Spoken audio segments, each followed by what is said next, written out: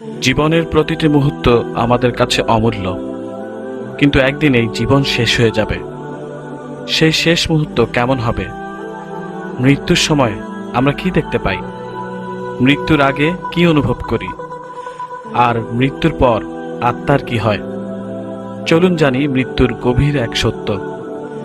যখন একজন মানুষ মৃত্যুর কাছাকাছি চলে আসে, তখন তার নামের পাতা মহান আল্লাহর আরশের নিচে থাকা গাছ থেকে খসে পড়ে। এই পাতাটি আজরাইল আলাইহিস সালামের সামনে রাখা হয় এবং তখনই তার জান কবজের সময় নির্ধারিত হয়।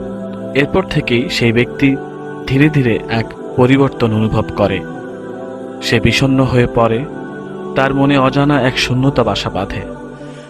রাতের বেলায় ভয়ানক স্বপ্ন দেখে, কখনো নিজের কবর, কখনো অদৃশ্য কোনো জগৎ। প্রিয়জনদের থেকে দূরে থাকতে চায়, কারণ তার অন্তর বলে দেয় বিদায়ের সময় ঘনিয়ে এসেছে। যখন মৃত্যুর সময় একেবারে নিকটে চলে আসে, তখন একে একে 4 জন ফেরেশতা এসে তার কাছে বিদায় নেয়। রিজিকের দায়িত্বে থাকা ফেরেশতা বলেন, আমি সারা দুনিয়া ঘুরে তোমার জন্য একটু খাবার জোগাড় করতে পারলাম না, সুতরাং আমার দায়িত্ব শেষ, আজ থেকে আমি বিদায় নিচ্ছি। পানির দায়িত্বে থাকা ফেরেশতা বলেন, আমি সারা দুনিয়ায় ঘুরে তোমার জন্য একটু পানির ব্যবস্থা করতে পারলাম না, সুতরাং আজ থেকে আমার দায়িত্ব শেষ, আমি বিদায় নিচ্ছি। পদযুগলের দায়িত্বে থাকা ফেরেশতা বলেন, এই পৃথিবীতে তোমার হাঁটা চলা শেষ, আজ থেকে তুমি আর নিজের পায়ে চলতে পারবে না।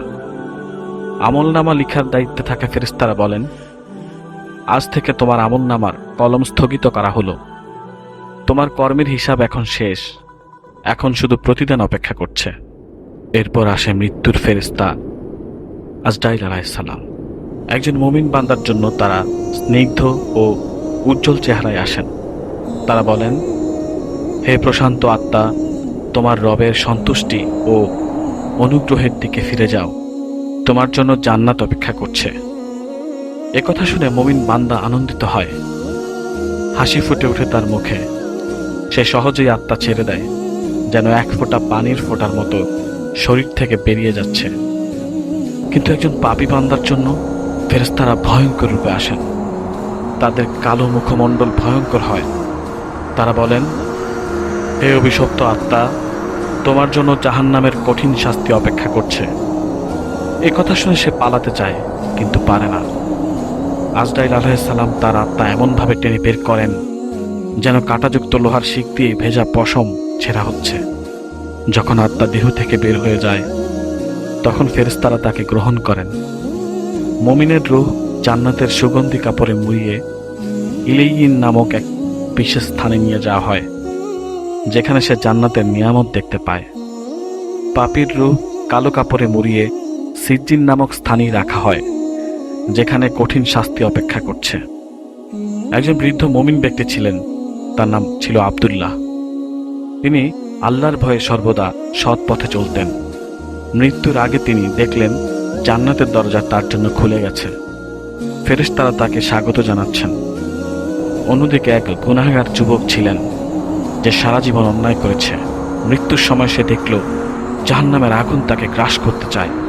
সে চিৎকার করে বলতে লাগলো, হে ফেরেশতারা, আমাকে একটু সময় দিন, আমি তওবা করতে চাই। কিন্তু তখন আর কোনো সুযোগ ছিল না।